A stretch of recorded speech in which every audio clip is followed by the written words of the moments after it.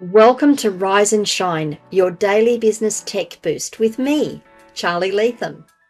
If you're a small business owner looking to simplify technology and get real, actionable advice from someone with 35 years of IT experience, you're in the right place. Every episode, I'll dive into tools and systems like email, CRM, marketing and tracking, and I'll break them down into bite-sized tips you can use straight away. Your time is valuable, so let's get straight to the point. It's time to work smarter, not harder.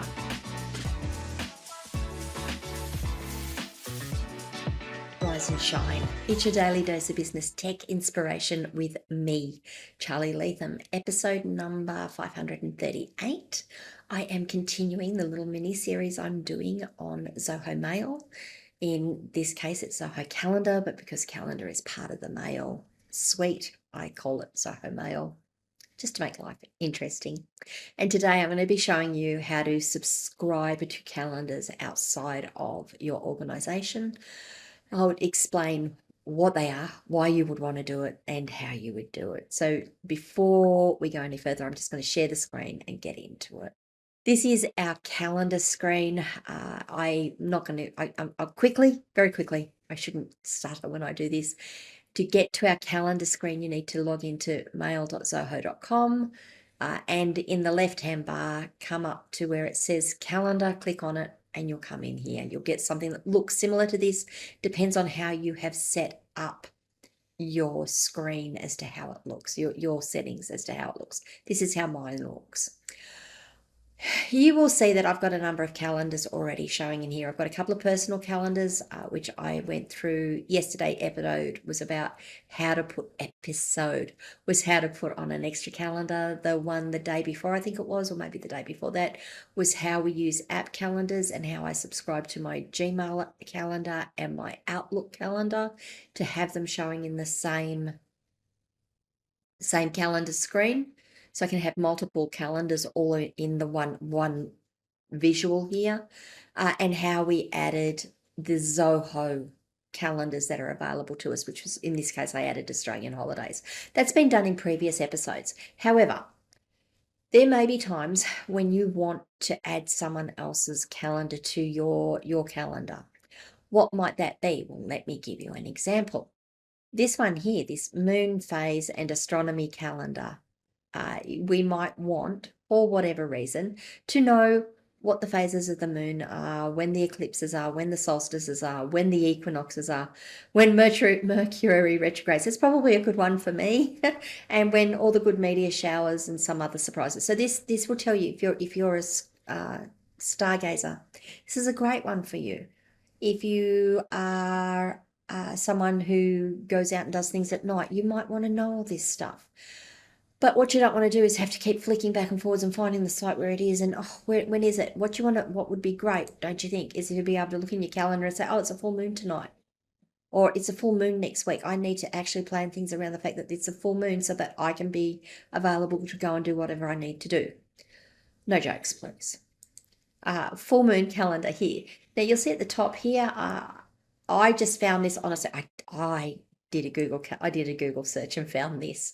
You'll see at the top here it says ICS subscription for iPhone, iCal, macOS, Google Calendar, etc. We've got a WebCal link and we've got a iCal link. They are actually, are they both the same? Yep, they're both the same in this case. Sometimes they will be different. You can do a click here to subscribe. What does that do? It's going to try and open your calendar app to subscribe. I don't have it linked up, so I'm not going to do that. We're going to copy this link. Just copy it. And I'm going to do that by right-clicking on it and choosing copy link address. Okay, I've got that. I'm going to go back to my calendar. Now I want to add it into this subscribed calendars link area. How do I do that? Come up here. Go to our settings cog, come down to subscribe, where it says subscribe.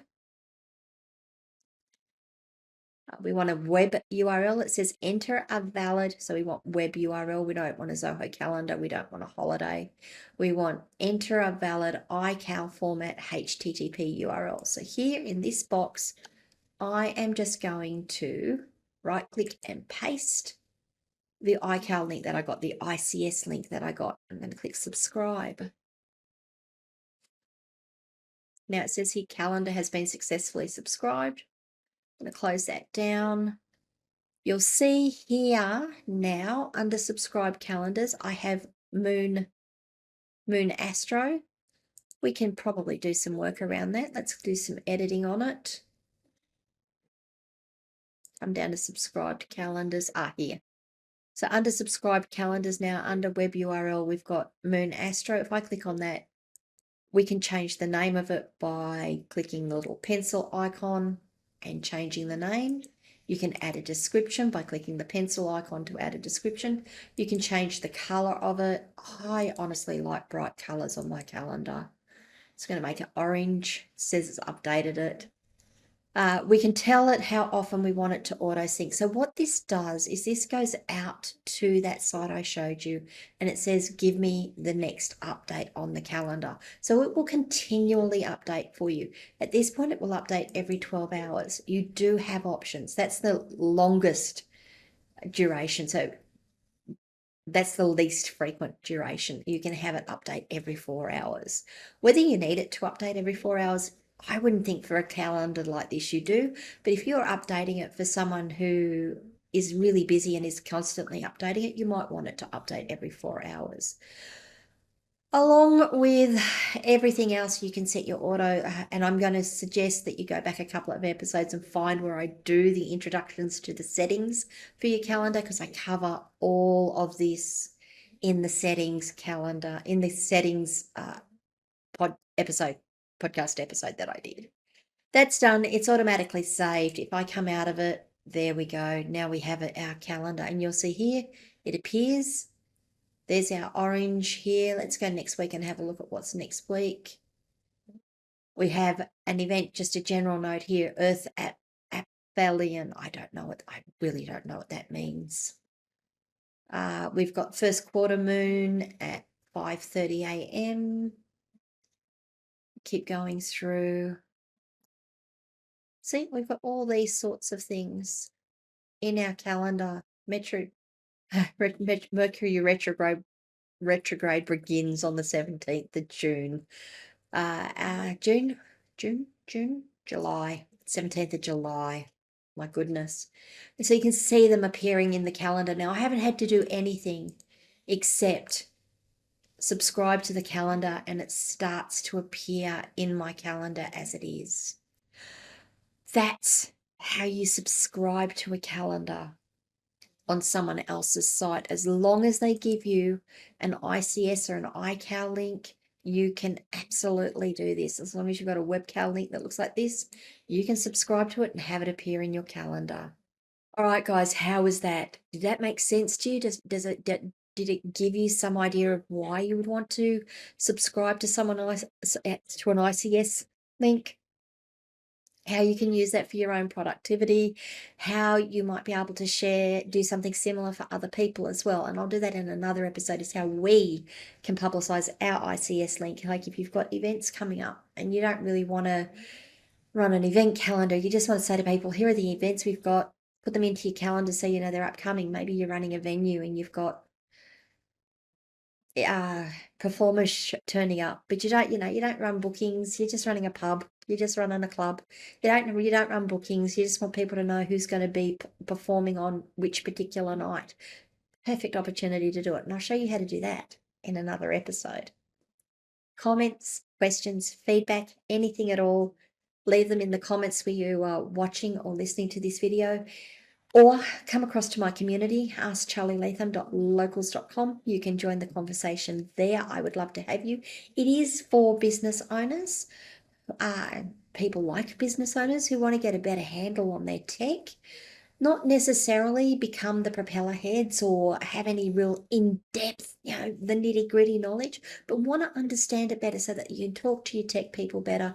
You can look at problems and maybe solve some things for yourself rather than having to go to your tech people every time and say, how do I do this? That's what I'm trying to help you guys do. So I'd love to have you across there. Was this video useful to you? If it was, please give it a like. And if you haven't already, please do subscribe to the channel and ring the notification bell so you find out when I drop more content. And I'll see you guys all tomorrow. Bye.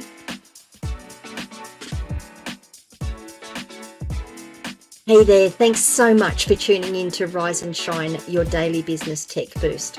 I hope today's episode gave you some actionable insights that will make your business tech work smarter for you. If you found value, be sure to subscribe, leave a review, and share it with other small business owners who could use a daily boost. For more tips, tools, and resources, visit www.askcharlyleetham.com. Until next time, keep rising, keep shining, and let's make tech simple together.